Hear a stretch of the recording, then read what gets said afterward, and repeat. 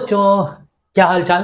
तो बेटा आज एक और प्यारा सा क्वेश्चन एचसी वर्मा फ्रिक्शन का question number 28 exercise unsolved HC Verma friction. बहुत प्यारा सा कंसेप्ट है क्वेश्चन में।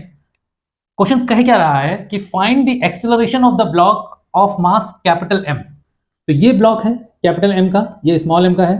इस कैपिटल एम ब्लॉक का हमको क्या निकालना है, acceleration. In the figure the coefficient of friction between the two blocks is μ1। तो बेटा यहां पर जो कोफिशिएंट ऑफ फ्रिक्शन है ये μ1 है, और and that between the bigger block and the ground is μ2।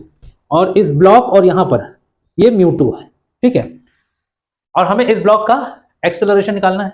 तो अब एक बात ये देखो बेटा कि अगर ये ब्लॉक x यूनिट आगे शिफ्ट हुआ तो पूरा का पूरा ब्लॉक x यूनिट आगे शिफ्ट होगा, तो ये रस्सी इधर से x और इधर से x आगे जाएगी, block small block 2x unit नीचे आएगा।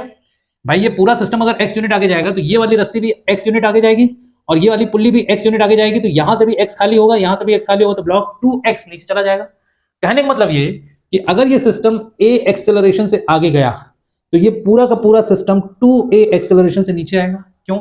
क्योंकि मैं अपने पिछले सारे वीडियोस में आपको पढ़ाता आ रहा हूं, समझाता आ रहा हूं कि बेटा x is directly proportional to a होता है और x is directly proportional to v होता है, ठीक है। तो जो भी चेंजेस x में होंगे वही चेंजेस a में भी होंगे, जो भी चेंजेस x में होंगे वही चेंजेस v में भी होंगे। तो यहाँ पे ये x यूनिट आगे बढ़ने पे ये 2x यूनिट नीचे आ रहा, तो अगर ये a एक्सेलरेशन से आगे बढ़ेगा तो ये 2a एक्सेलरेशन से नीचे आएगा। तो चलो जरा इसकी एफबीडी बना लेते हैं फटाफट। बेटा कौन कौन से फोर्सेस लगेंगे छोटे वाले ब्लॉक पे? एक तो mg लगेगा नीचे की तरफ, ऊपर स्ट्रिंग है टेंशन लगेगा, और इन दोनों के बीच में फ्रिक्शन लगेगा। तो ऊपर की तरफ इधर यहां फ्रिक्शन लगेगा, मान लिया ये FR1 है। FR1 होगा क्या, μ1 इंटू N1 नॉर्मल रिएक्शन। ये सरफेस इसके ऊपर एक नॉर्मल रिएक्शन इस तरफ लगाएगा N1। और बेटा ये पूरा का पूरा सिस्टम अगर a एक्सेलरेशन से आगे जा रहा है तो इस छोटे वाले ब्लॉक पे एक सूडो फोर्स लगेगा, that is small m into a, F equals to ma। एक सूडो फोर्स भी लगेगा पीछे की तरफ, क्योंकि एक्सेलरेशन आगे है तो सूडो फोर्स एक्सेलरेशन को अपोज करेगा। इसके अलावा और भी कोई फोर्सेस लगेंगे क्या? नहीं, ठीक है। ये 2a एक्सेलरेशन से नीचे आ रहा है। चलो इसका FBD बना ले जरा। FBD स्मॉल m के लिए, स्मॉल m का जब FBD बनेगा तो बेटा नीचे की तरफ आएगा mg, ठीक है। ऊपर की तरफ टेंशन T, ऊपर की तरफ एक frictional force FR1 which is equals to μ1 into N1, और आगे की तरफ एक आएगा नॉर्मल रिएक्शन N1, और पीछे की तरफ एक फोर्स आएगा Ma, ठीक। और हो क्या रहा है, इंपैक्ट इन सारे फोर्सेस की वजह से ये पूरा का पूरा ब्लॉक 2a एक्सेलरेशन से नीचे की तरफ जा रहा है। और कोई फोर्स लगेगा क्या? नहीं, ठीक, इतने ही फोर्सेस लगेंगे। ये टेंशन यहाँ T होगा, यहाँ T होगा, यहाँ T, यहाँ T, T, T और T, ठीक। इक्वेशन बना लो जरा। पहले वर्टिकल फोर्सेस को बैलेंस करो। तो यहाँ से क्या आएगा, पहले हॉरिजॉन्टल को बैलेंस कर लो, वर्टिकल में तो मोशन हो रहा है ना, पहले हॉरिजॉन्टल को बैलेंस कर लो।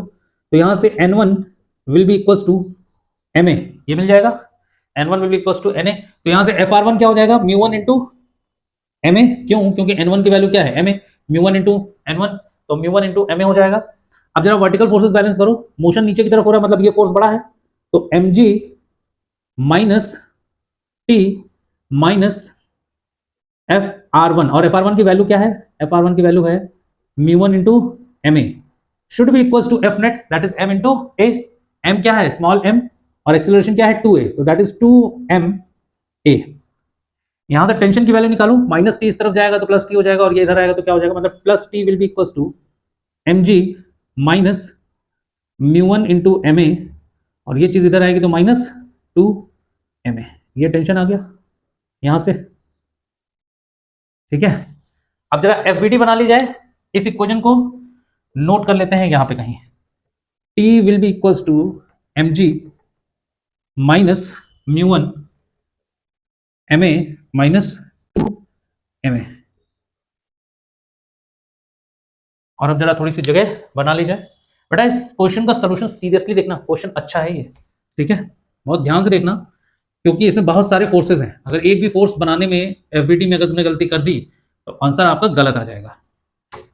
क्वेश्चन प्यारा तो है, साथ में थोड़ा सा टफ भी है, लेवल ऑफ डिफिकल्टी इसकी टफ क्वेश्चन में आएगा, ठीक है, इजी नहीं है ये, ध्यान रखना। अब जरा FBD हम लोग बना ले बड़े वाले ब्लॉक की, कैपिटल M की। यहां से FBD किसकी बनाने जा रहे हैं, कैपिटल एम की। तो कैपिटल एम पे क्या क्या फोर्सेस लगेंगे बेटा, एक तो ये लगेगा डाउनवर्ड कैपिटल एम इंटू जी, ठीक। ये सरफेस इसके ऊपर एक नॉर्मल रिएक्शन लगाएगा, मान लिया वो N2 है। अब देखो, अगर इस बड़े ब्लॉक ने इस छोटे ब्लॉक के ऊपर N1 रिएक्शन फोर्स लगाया था, तो ये छोटा ब्लॉक भी इस बड़े ब्लॉक पे N1 रिएक्शन लगाएगा अपोजिट डायरेक्शन में। ये तो पता है ना बेटा कि नॉर्मल रिएक्शन पेयर्ड फोर्स होता है, ठीक है। जितना रिएक्शन फोर्स आप किसी सरफेस पर लगा रहे हो, उतना ही रिएक्शन फोर्स वो सरफेस आपके ऊपर भी लगा रहा है। नॉर्मल रिएक्शन जो होती है वो पेयर फोर्स होती है बेटा, हमेशा पेयर में एग्जिस्ट करता है। तो जितना N1 ये इसके ऊपर लगा रहा था, उतना ही N1 ये इसके ऊपर भी लगाएगा। तो यहां से N1 आ जाएगा, ठीक है। और N1 की वैल्यू हम लोगों की कितनी आई थी पिछले केस में, यहां से N1 will be equal to MA आया था, तो मतलब इस तरफ एक फोर्स लगेगा MA, ठीक है। और ये क्या रहेगा, ये N1 ही होगा। अच्छा साहब, अब देखो फ्रिक्शनल फोर्स ऊपर की तरफ लग रहा था, तो इसमें फ्रिक्शन फोर्स नीचे की तरफ लगेगा FR1 which will be equal to μ1 into N1, और N1 क्या है, MA। भाई इस सरफेस ने इसके ऊपर एक फोर्स लगाया, क्योंकि इस सरफेस को ये लग रहा था कि ये डाउनवर्ड मोशन कर रहा है, तो इसने इसके ऊपर एक फोर्स लगा दिया FR1। तो फ्रिक्शनल फोर्स भी पेयर में एग्जिस्ट करेगा ना, तो FR1 इसने इसके ऊपर लगाया, तो ये FR1 इस पे नीचे की तरफ लगाएगा, तो ये रहा नीचे की तरफ FR1, ठीक। और क्या लगेगा बेटा, इस पे एक टेंशन इधर लग रही है और एक टेंशन इधर। देखो एक ये टेंशन है, एक ये टेंशन है, दो टेंशन। भाई ये पुल्ली इस ब्लॉक एम पे ही तो लगी हुई है, तो एक और एक दो, मतलब इस तरफ 2T की टेंशन लग रही है। और एक टेंशन इधर भी तो होगी, एक टेंशन ये होगी, एक टेंशन ये होगी, एक डाउनवर्ड भी होगी, मतलब एक डाउनवर्ड टेंशन T और लग रही होगी। और क्या लग रहा है, और क्या लग रहा है, और क्या लग रहा है, दैट इज ऑल। इसके अलावा और कुछ लग रहा है क्या, नहीं। इन सारे फोर्सेस की वजह से हो क्या रहा है, ये पूरा का पूरा सिस्टम इस तरफ ए एक्सेलरेशन से मूव कर रहा है। एक बार देख लो फिर से, कैपिटल mg डाउनवर्ड लगेगा, ठीक है, इसकी वजह से एक नॉर्मल रिएक्शन ऊपर लगेगा N2, ठीक है। इस सरफेस ने इस पे N1 लगाया, तो ये इसके ऊपर N1 लगाएगा, MA हो जाएगा, ठीक है। एक टेंशन ये है, एक टेंशन ये है, तो 2T इस डायरेक्शन में, ठीक है। एक टेंशन डाउनवर्ड है, ठीक है, वेरी गुड। फ्रिक्शनल फोर्स इसने इसके ऊपर ऊपर लगाया, तो वो इसके ऊपर नीचे लगाएगा FR1, ठीक है, वेरी गुड।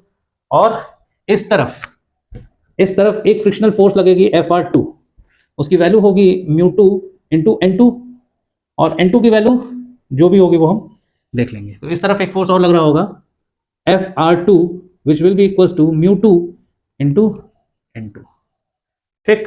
और कोई फोर्स लग रहा है क्या, फ्रिक्शनल हो गया, हॉरिजॉन्टल हो गया, सब कुछ हो गया, हाँ ठीक, और कोई फोर्स नहीं लग रहा है। तो चलो जरा बैलेंस कर लेते हैं, पहले वर्टिकल फोर्सेस को बैलेंस करते हैं यहां से। तो क्या हो जाएगा, N2 will be equal to mg plus T plus FR1। FR1 क्या है, μ1 इंटू MA। तो mg प्लस टेंशन की वैल्यू क्या उठा के रखो, small mg minus μ1 MA minus 2 MA और प्लस μ1 MA, ये और ये खत्म। तो यहां से N2 की वैल्यू क्या आ गई, N2 की वैल्यू आ गई बेटा capital mg plus small mg minus 2 small MA। इस वैल्यू को यहाँ साइड में देखो पहले, ये आ गया तुम्हारा N2 will be equal to capital mg plus small mg minus 2 MA। ये हमारी नॉर्मल रिएक्शन आ गई N2, ठीक है। ये नोट हो गया, हॉरिजॉन्टल फोर्सेस वर्टिकल फोर्सेस हो गए। अब हॉरिजॉन्टल फोर्सेस की बात कर लेते हैं जरा। देखो हॉरिजॉन्टल फोर्सेस में मोशन इस तरफ हो रहा है, मतलब ये टोटल फोर्स जो है ये बड़ा होगा, और इस तरफ कितना फोर्स लग रहा है, 2T का फोर्स लग रहा है, that is 2T is greater force. तो 2T माइनस इस तरफ के जितने भी फोर्सेस हैं that is MA minus μ2 N2 will be equals to, horizontal forces तो यही है ना। तो इस तरफ मोशन हो रहा है, ए एक्सेलरेशन से ब्लॉक आगे तरफ जा रहा है, इसका मतलब क्या है कि ये वाला फोर्स बड़ा है और ये वाले फोर्सेस छोटे हैं। तो बड़े फोर्स में से हमने छोटे फोर्सेस को हटा दिया, या तो ऐसे कर लो यार, ये ठीक है, इन दोनों फोर्सेस को ऐड करके बड़े वाले फोर्स से घटा दिया, तो ये क्या नेट फोर्स आएगा, और F नेट क्या होता है, M इंटू ए। तो इस बड़े वाले ब्लॉक का मास क्या है, M, एक्सेलरेशन A। ये इक्वेशन बन गई। अब इस इक्वेशन में T की वैल्यू N2 की वैल्यू पुट कर लो, A की वैल्यू निकाल लो। यहां से 2T माइनस MA माइनस μ2 और N2 की वैल्यू ये पुट करो जरा, क्या हो जाएगा, ये capital mg plus small M G minus 2 small M A will be equal to capital M A. हमें निकालना है एक्सेलरेशन, ए हमें निकालना है, तो टी भी हटाना पड़ेगा, टी की वैल्यू पुट करो यहां से 2 M G, small M G है ना, ये स्मॉल एम है, small M G minus mu 1 M A minus 2 M A minus M A minus mu 2, इसको जरा अंदर मल्टीप्लाई कर लो, minus mu 2 capital M G और minus mu 2 small M G minus और minus plus mu 2 mu 2 M A, ठीक, that will be equals to capital M into ए, ठीक। अच्छा अब जरा जगह बना लीजिए, इसको हटा दो,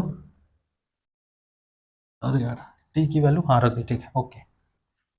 अब ये हटा दो, इसकी जरूरत नहीं है, इसका काम खत्म, इसका भी काम खत्म, अब तो हमें खाली ए निकालना है ना, इसका भी काम हो गया खत्म। देखो this should be equal to capital M A, यहां पे लिख लो कैपिटल एम ए। अब ए हमें निकालना है, तो ए को एक तरफ रखो, बाकी सारी चीजों को एक तरफ रखो। पहले इसको एक बार लिख लिया जाए सजा के, 2 M G, 2 small M G minus 2 mu 1 into small M A minus, sorry minus है ना ये, माइनस 2 2 जा 4 small M A minus M A minus mu 2 capital M G minus mu 2 small M G plus 2 mu 2 small M A equals to capital M A. ये question हमारी आ गई। अच्छा साहब, इसलिए मैं कह रहा था ना यार कि ये क्वेश्चन कंसेप्चुअल तो अच्छा है लेकिन थोड़ा सा टफ है। टफ क्यों? क्योंकि इसमें कैलकुलेशन बहुत ज्यादा है, तो थोड़ा सा ध्यान से इसके पूरे सोल्यूशन को देखना तो मजा आएगा। क्वेश्चन में क्या पूछा गया, कैसे सॉल्व करना है, वो ट्रिक आपको समझ में आएगी। तो देखो बेसिकली एक्सेलरेशन निकालना है, एक्सेलरेशन है कहां कहां पे, यहां पे एक्सेलरेशन है, -4 ma और -ma, ये मिलकर क्या हो जाएगा बेटा, यहीं पे लिख लो, ये हो जाएगा आपका -5 ma हो जाएगा ये, ठीक है। तो देखो ए यहां पे इन्वॉल्व है, ए यहां पे इन्वॉल्व है, mg ए यहां पे इन्वॉल्व है और ए यहां पे इन्वॉल्व है।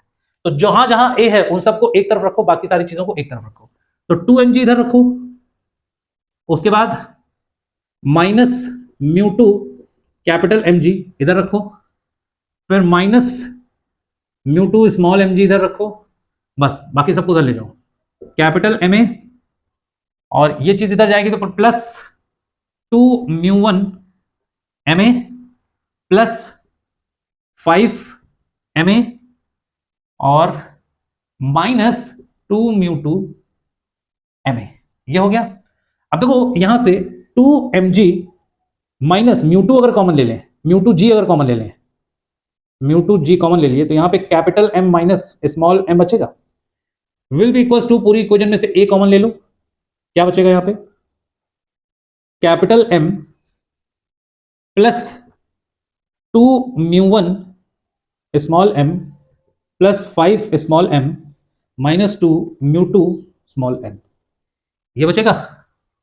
बोलो, ए हटा एम बचा, ए हटा तो 2 म्यू 1 एम बचा, प्लस ए हटा तो 5 एम बचा, ए हटा तो माइनस 2 म्यू 2 एम बचा। अब एक्सेलरेशन निकालना था, ये रहा एक्सेलरेशन, इसको ले आके यहां पे डिवाइड करो, यहां से ए विल बी इक्वल टू क्या हो जाएगा, 2 M G minus mu 2 G capital M, minus लिए कॉमन तो ये प्लस हो जाएगा गुरु, ये ध्यान रखना चच्चा कि यहाँ और यहाँ दोनों माइनस है, अगर माइनस कॉमन ले लिए तो यहाँ पे प्लस हो जाएगा। मैंने खुद गलती कर दी थी यहाँ पे साइन में, अभी आंसर गलत आ जाता, माइनस कॉमन लोगे तो ये प्लस हो जाएगा।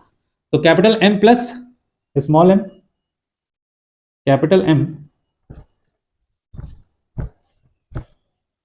M plus small M whole divided by capital M plus 2 mu 1 small M plus 5 small M minus 2 mu 2 small m, then that is your final answer.